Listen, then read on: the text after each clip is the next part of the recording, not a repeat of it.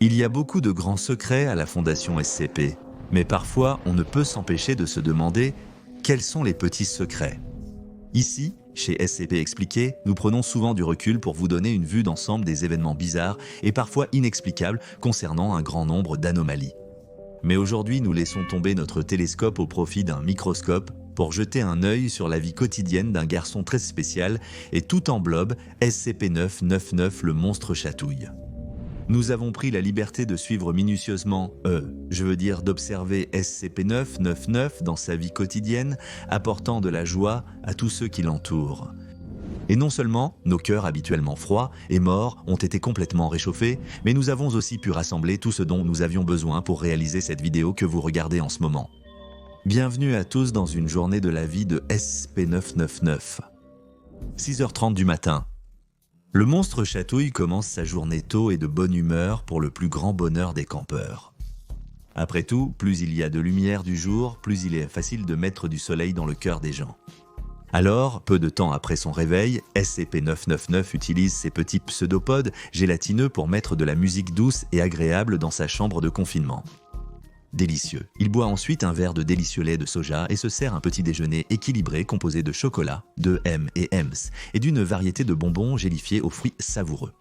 Notez que ceci n'est pas un petit déjeuner équilibré approprié pour les humains. Il est important de se rappeler que SCP-999 a des besoins alimentaires très différents des nôtres, les humains. Croyez-moi, j'ai essayé le régime SCP-999. Les excès de sucre m'ont causé de terribles maux de tête et m'ont fait passer des heures aux toilettes. Mais le moins on en parle, le mieux c'est. Après avoir mangé son délicieux petit déjeuner sucré, le monstre chatouille prend un crayon et commence à organiser sa journée, qui est normalement remplie d'une grande variété d'activités stimulantes. Chaque jour est une nouvelle aventure pleine d'excitation pour SCP-999. Ceci fait partie du programme de SCP-999 que nous vous recommandons vivement d'imiter. Fixer vos objectifs tôt dans la journée peut vous aider à les consolider rapidement et vous procurer également une agréable sensation de satisfaction lorsque la journée se termine et que toutes vos tâches sont accomplies. Mais une fois que tout cela est terminé pour SCP-999, il est déjà 8h du matin. Bien que fixer des objectifs pour la journée à venir soit important, SCP-999, dans sa sagesse étonnamment pertinente, connaît aussi le pouvoir de l'inspiration. C'est pourquoi, vers 8h du matin, le monstre chatouille se livre à son divertissement matinal avant que toute tâche ou tout test croisé ne commence. Cela consiste surtout à regarder des dessins animés sur un téléviseur fourni par ses gardiens de la Fondation SCP. Les émissions préférées de SCP-999 incluent Bob l'éponge, Blue's Clues et les Mélodie-Lou. La Fondation fait extrêmement attention au programme que SCP-999 est autorisé à regarder, s'assurant que toutes les émissions sont généralement saines et douces, avec des messages moraux positifs que l'on peut retenir pour le reste de la journée. Bob l'éponge est un favori particulier pour cette raison précise. Le monstre chatouille voit cette éponge jaune courageuse comme une sorte d'âme sœur, lui rappelant de garder une attitude positive, volontaire et un sens de l'amusement enfantin. Après quelques épisodes de la série, 999 est généralement plein de joie et il ressent plus que jamais la célèbre phrase de Bob l'éponge « Je suis prêt ». Même si ce n'est pas forcément pertinent, nous précisons que dans cette métaphore, Dr. Gears est Carlo. 10h du matin, passons à la suite. Le monstre chatouille est maintenant fin prêt à affronter la journée.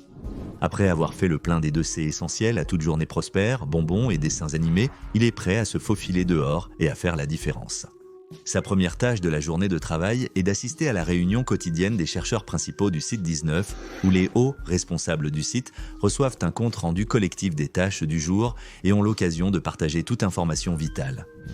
Les réunions matinales à la Fondation SCP peuvent être stressantes, surtout quand votre tâche du jour pourrait être SCP-182 semble particulièrement grincheux aujourd'hui. Peux-tu aller dans sa chambre de confinement et lui demander son avis ?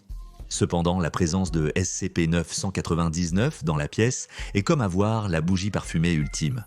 Il dégage cette ambiance détendue et relaxante, et même une odeur agréable qui te met dans un état de profond bien-être. La Fondation a découvert que depuis que SCP-999 assiste aux réunions du matin, la satisfaction des employés et l'accomplissement des tâches ont augmenté. Des employés heureux s'avèrent aussi être des employés travailleurs. Lorsque les réunions se terminent et que les chercheurs principaux quittent la salle, chacun d'eux donne à SCP-9 199 une petite étreinte ou une tape dans l'espoir de le remercier pour tout ce qu'il fait. Cela améliore leur bien-être émotionnel et celui de SCP-9 199. C'est l'un des rares scénarios où tout le monde est gagnant que vous trouverez à la Fondation SCP. Après les réunions, SCP-999 se promène souvent sur le site pour trouver des personnes ayant besoin d'aide. Comme vous le savez probablement déjà, le monstre chatouille a un sens inné pour détecter quand les gens ont besoin de sa marque unique de positivité anormale.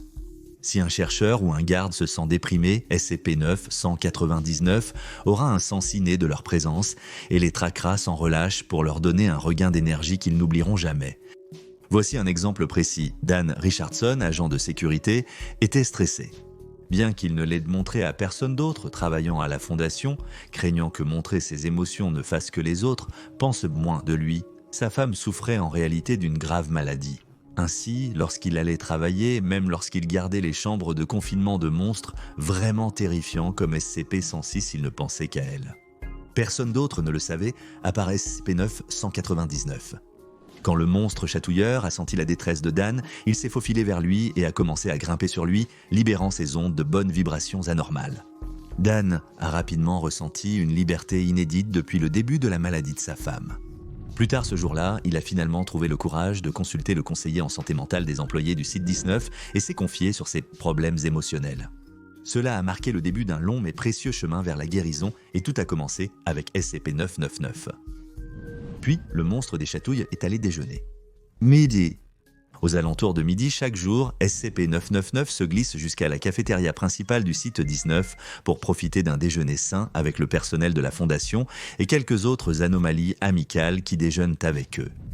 Il prendra un bol de glace et un pot de gelée coloré auprès de la gentille dame de la cantine, puis se glissera jusqu'à la table où SCP-073 et SCP-343 Dieu sont assis en train de discuter. Pas de rancune à propos de l'histoire de la marque, d'accord ? Dieu dit en croquant dans son hamburger. C'est un processus, répond Cain. Toute gêne qui existait auparavant s'est immédiatement évaporée lorsque SCP-9 est entré en scène. Ces deux anomalies mystérieuses lui ont souri et l'ont caressé tandis qu'il roucoulait et triait. Dieu a fait léviter la cuillère pour donner sa glace à 999, ce que Cain donc a trouvé un peu prétentieux, mais il n'a rien dit car il était absorbé par le moment. Cain a aidé 999 à ouvrir son pot de gelée avec ses doigts précis et mécaniques. Dr Clef, mangeant non loin de là, est aussi venu donner une tape amicale sur la tête de SCP-9 199. Étant donné que le Dr Clef a généralement la sensibilité d'un salon Xbox 360 de Call of Duty, cette démonstration de vulnérabilité était un acte exceptionnel. Le Dr Bright aurait agi de même, mais il était encore en détention du conseil O5 pour avoir fait quelque chose de vraiment stupide durant son déjeuner. Qu'est-ce que c'était cette fois ? Essayez de deviner. 13h30. Après le déjeuner, SCP-999 passait la demi-heure suivante à se faire expliquer la nature de son père, le terrifiant Roi Écarlate. Pour ceux qui ont accès à certains documents secrets, vous saurez que SCP-999 vient des parents les plus improbables, le monarque interdimensionnel destructeur d'univers incarnant le chaos et le mal, connu sous le nom de Roi Écarlate. Il était en réalité le descendant de la 7e épouse du roi Écarlate, dont le fils était prophétisé pour un jour vaincre et détrôner le roi Écarlate, non pas par la violence et la haine, mais par un amour et une bonté si grands qu'ils dissiperaient les ténèbres du Khan cramoisi. Bien sûr, il n'est pas encore prêt à affronter son père éloigné, et la Fondation ne voudrait pas non plus qu'il le fasse. Ils ont fait des erreurs par le passé en étant trop téméraires et en voulant utiliser trop tôt les anomalies dont ils avaient la charge comme des armes. Considérez le désastre survenu lorsqu'ils ont tenté de faire d'Abel un membre d'une force d'intervention mobile. Il a tué tous ses camarades de la Fondation quand ils n'avaient plus de mission pour lui. C'est pourquoi ils ont décidé d'adopter une approche très différente avec SCP-9. Plutôt que de le pousser trop fort, trop tôt, ils ont décidé de lui transmettre les connaissances petit à petit chaque jour après le déjeuner. Certains des chercheurs les plus érudits lui lisent des extraits choisis des écritures David concernant le roi Écarlate. Mais ils enchaînent toujours avec un peu de Rupert l'ours, juste pour que les choses ne deviennent pas trop intenses. 14 heures après cette version unique de l'heure du conte par la Fondation SCP. C'est terminé, SCP-9 est à nouveau libre de se promener sur le site, dispensant de la joie à ceux qui en ont le plus besoin. Vous devez comprendre ceci à propos de SCP-999. Il est dénué de jugement. Même une créature de pure violence et de haine comme SCP-682 est considérée comme un ami potentiel par 999. Vous vous souvenez peut-être du moment où 999 a été à la hauteur de son nom et a chatouillé le reptile difficile à détruire jusqu'à ce qu'il se soumette, provoquant une crise de rire hystérique chez cette créature habituellement redoutable. C'est pourquoi 999 s'aventurait parfois dans les zones sombres et effrayantes du site, là où la plupart des gens auraient peur de mettre les pieds s'ils n'y étaient pas spécifiquement affectés. Pour commencer, il s'est blotti contre l'extérieur de la cellule de SCP-049, le docteur de la peste. Le sinistre chirurgien se sentait un peu déprimé à cause de son échec continu à éradiquer la pestilence et de l'entêtement de la fondation SCP à refuser de l'aider dans cette tâche. Heureusement, une visite affectueuse du monstre des chatouilles, même derrière une cloison en plexiglas, suffisait à chasser la déprime quand il avait le plus besoin d'encouragement. Cela renforça la détermination du docteur. Il poursuivrait ses recherches, peu importe le nombre de vies qu'il faudrait pour perfectionner sa méthode curative. Certes, ce n'était pas le meilleur résultat d'une interaction avec SCP-999, mais 999 était au moins heureux que l'étrange homme au bec semble un peu moins déprimé maintenant. Au moins, bien que l'absence de dépression puisse causer quelques meurtres de plus à l'avenir. Qui serait la prochaine cible de la déferlante de joie et d'ondes positives de SCP-999 ? SCP-999, tout comme le bienveillant, est un ami de tous les enfants, alors il fait tout ce qu'il peut pour améliorer la qualité de vie des enfants anormaux détenus par la Fondation SCP. Dans le cadre de sa tournée quotidienne, il veille toujours à rendre visite à SCP-053, la jeune fille, car son aura de positivité est trop puissante pour que la capacité anormale de la fillette à provoquer passivement la paranoïa et la violence puisse l'affecter. Elle rapporte souvent passer un moment merveilleux pendant leur séance, même si elle aimerait que son grand ami dragon puisse aussi venir participer à leur goûter. 16 heures. À cette heure-ci, SCP-999 est de nouveau en train d'errer, cherchant des personnes ou des anomalies auxquelles il peut apporter son aide. Aider les gens, si vous ne l'aviez pas encore compris, est l'une des plus grandes joies dans la vie de 999. C'est pourquoi, en rampant près de l'aile de confinement humanoïde à haute sécurité et en voyant des groupes de chercheurs s'enfuir à toutes jambes, il a eu le sentiment qu'il était peut-être nécessaire ici et a décidé d'enquêter davantage. Alors que tous les chercheurs couraient en hurlant dans une direction, SCP-999 a rampé audacieusement dans l'autre. Un chercheur a crié « Le vieil homme s'est échappé, donnez l'alerte et fuyez !»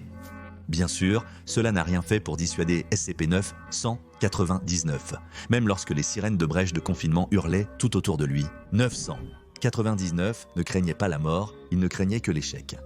L'échec dans la tâche de rendre tout le monde autour de lui aussi heureux que possible, y compris certains des monstres les plus horribles et dépravés que la Fondation SCP ait jamais contenus, et en particulier la créature monstrueuse qui s'avançait vers lui dans le couloir. Le vieil homme SCP-0106 laissa échapper un rire guttural en traînant les pieds sur le carrelage, sa substance noire grésillant sur le sol. D'une main, il traçait le bout de ses doigts le long du mur, répandant une corruption qui rongeait la paroi comme un cancer. De l'autre main, il traînait un cadavre qui fondait rapidement, autrefois un chercheur malchanceux qui s'était tenu trop près du mur de la chambre de confinement de 106. À présent, le vieil homme était impatient de semer davantage de douleur et de chaos dans le reste de l'installation avant d'être forcé de retourner en confinement. Jusqu'à ce qu'il tombe sur SCP-999 qui venait vers lui dans le couloir. Soudainement, 106 sentit quelque chose changer dans son esprit. Ses pensées habituellement aiguisées, prédatrices et sadiques lui parurent soudain étranges et floues, presque informes. C'était comme s'il avait été drogué par un chloroforme étrange qui émoussait sa méchanceté. Et puis, il s'est mis à rire. Pourquoi ? Parce que cette étrange créature informe avait grimpé sur son corps et avait commencé à le chatouiller sans relâche. Cela n'avait aucun sens. Pourquoi cette créature n'était-elle pas affectée par son mucus corrosif ? Mais c'était trop tard. Il était plié en deux au sol, ricanant. Malchance pour le vieillard, méchance pour les autres. C'était suffisant pour le calmer, jusqu'à ce qu'une force d'intervention mobile équipée de lumière à haute intensité arrive et le ramène en confinement. Ce fut une défaite vraiment humiliante pour SCP-06, mais en même temps, il serait mesquin de nier qu'il s'est tout de même un peu amusé. 19 h, alors que la soirée avance, SCP-999 a encore beaucoup à faire. Après tout, chaque jour qui se termine à la Fondation SCP annonce aussi la fin de la vie de nombreuses personnes, et ça, c'est dans les bons jours. Inutile de dire qu'il y aurait toujours beaucoup de gens à réconforter à la fin de chaque journée, et personne n'était plus à la hauteur de cette tâche que le monstre des chatouilles. Tout d'abord, SCP-999 a décidé de se rendre à l'infirmerie du site 19 pour s'occuper de tous ceux qui avaient subi divers degrés de blessures horribles au cours d'une journée typique de travail à la Fondation. Certains étaient horriblement brûlés, d'autres avaient des membres en moins, certains étaient pratiquement catatoniques à cause du traumatisme mental des choses qu'ils avaient vues. Beaucoup présentèrent des blessures fraîches et distinctives qui ne pouvaient provenir que des énormes griffes et crocs de SCP-682. C'était une puissante source de misère.